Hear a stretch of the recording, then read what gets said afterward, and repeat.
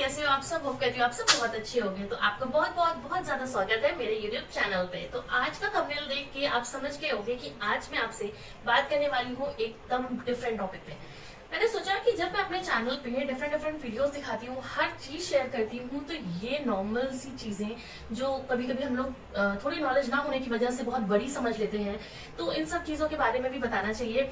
Even मुझे जिन जिन चीजों के बारे में पता है वो भी मैं अपनी ऑडियंस को बताऊं, तो मुझे लगता है कि आज का वीडियो आप लोगों के लिए बहुत ज्यादा हेल्पफुल होने वाला है।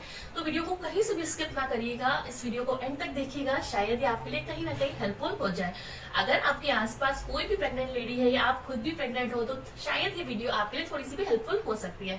तो बिल्कुल भी देर नहीं करते हैं, जल्दी से इस वीडियो को स्टार्ट करते हैं। प्रेगनेंसी में सबसे बड़ी प्रॉब्लम आती है हमारे स्ट्रेच मार्क्स की। सबकी सबसे बड़ी प्रॉब्लम होती है कि आफ्टर प्रेगनेंसी हम साड़ी अच्छे से वेयर नहीं कर पाते हैं जैसे हम लोग पहले करते थे, क्योंकि स्ट्रेच मार्क्स की वजह से वो अच्छा नहीं लगता है देखने में। तो उसके लिए प्रिकॉशंस आपको अपनी ड्यूरिंग प्रेगनेंसी ही लेने होंगे। तो उसके लिए आपके पहले मैं तुम्हें बता दूं कि किस टाइप के सिम्टम्स आते हैं ड्यूरिंग प्रेगनेंसी, जो आप यहाँ पे देख सकते हो।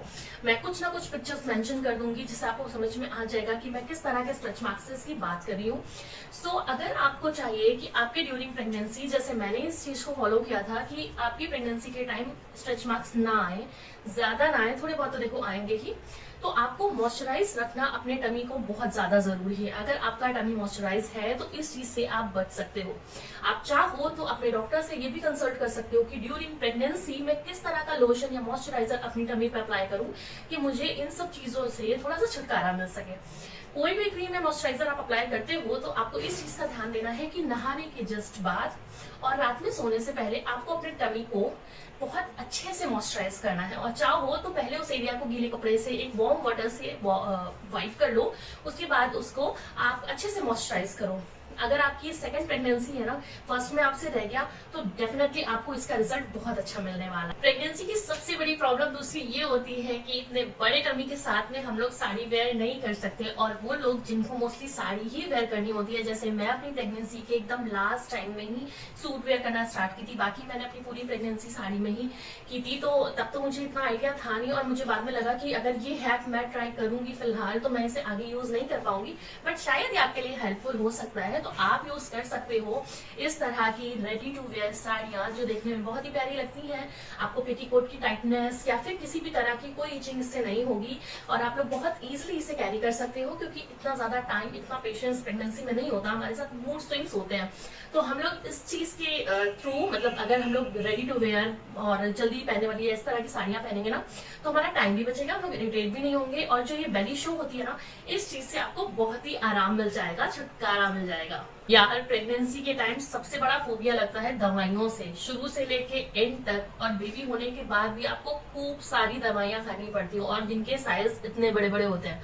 तो ये फोबिया मेरे साथ भी था। मुझे हमेशा दवाइयों के साथ ये लगता था कि मेरी दवा अटक जाएगी, और काफी बार मेरे साथ ऐसा भी होता था कि वो नीचे नहीं जाती थी और मैं वॉमिट कर देती थी। आई नो आप लोग सोचोगे दवा खाना कौन सी बड़ी बात है और ये चीज मुझे क्यों बताई जा रही है, बट मैं आपको बता दूं कि कुछ चीजें जिनसे मैं, मतलब जिन चीजों को मैंने फेस किया है, शायद 2% ही सही, अगर आपने भी फेस किया होगा, तो इस टाइप की जो दवाइयां होती हैं, शायद मैं यहाँ पे कुछ मेंशन कर दूं, तो इस टाइप की अगर आपके पास दवाइयां हैं जो बहुत बड़े बड़े कैप्सूल्स होते हैं, या कैप्सूल्स के शेप के इतने बड़े बड़े टैबलेट्स आते हैं, आपकी लगभग 1 इंच के बराबर इतने बड़े बड़े भी टैबलेट्स आते हैं, जिनको हमें डायरेक्टली खाना होता है, हाफ कर देंगे, तोड़ेंगे तो बड़े ही करने लगते हैं, मुंह का स्वाद खराब हो जाता है।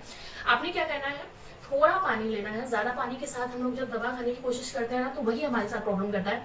हम लोगों को क्या करना है, दवा को एकदम अपने टिप पे रखना है, जितना ज्यादा हम लोग अपने हाथ की हेल्प से उसे अंदर डाल सकते हैं, स्ट्रेट फॉर्म में उसे डालें, और बस थोड़े पानी के साथ हमें गटक लेना है। ट्राई करना है कि वो बस गटक जाए। ये मेरी ट्रिक मुझे मेरे हस्बैंड ने बताई थी, और मेरे लिए तो बहुत हेल्पफुल रही थी।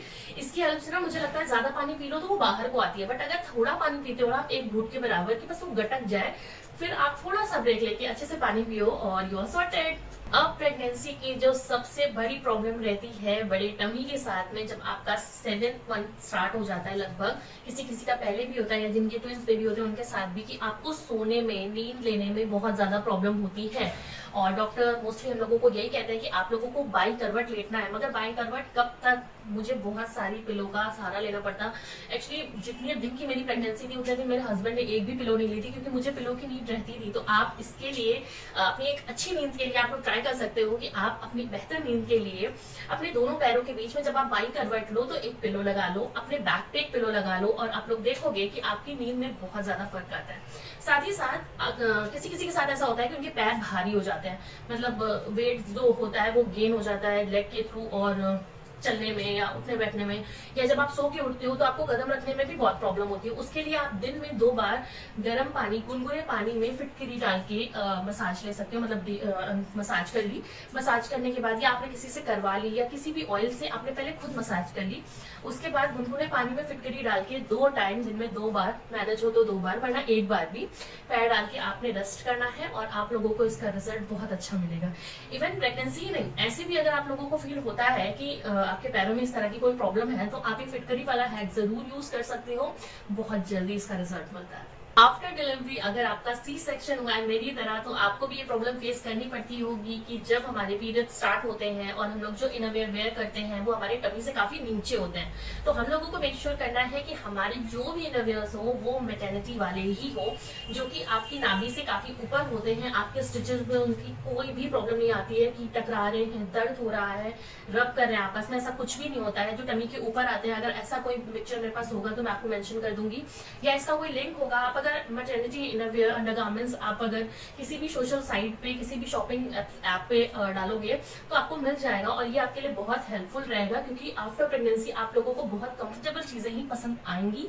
तो कोशिश करिएगा कि इनरवियर्स पे भी इन्वेस्ट करिए और इस टाइप के ही इनरवियर वेयर कीजिए। प्रेगनेंसी में ना सबसे बड़ी प्रॉब्लम आती है हमें कॉन्स्टिपेशन की, और इतनी देर तक वॉशरूम में बैठना ये तो मैनेज हो नहीं सकता अपने टमी के साथ। तो मेक श्योर करो कि जिन लोगों को प्रेगनेंसी में भूख प्यास थोड़ी कम लगती है, मन नहीं करता है, तो अगर आप खाना थोड़ा सा अवॉइड भी कर रहे हो, पानी की चीजें मतलब लिक्विड का जो इंटेक है वो अपनी बॉडी से बिल्कुल भी ना जाने दो। छाछ पी लो, नींबू पानी पी लो, नारियल पानी पी लो, सत्तू पानी पी लो, कुछ भी पियो, मगर अपनी बॉडी को हाइड्रेटेड रखो। मतलब कि आप लोगों को अगर पानी की कमी रहेगी बॉडी में तो ये आपको कॉन्स्टिपेशन की प्रॉब्लम हो ही जाएगी। तो कोशिश करो कि ये कर लो, और अगर आपको खाना नहीं अच्छा लगता है तो फ्रूट्स या सैलेड में इन्वेस्ट करो।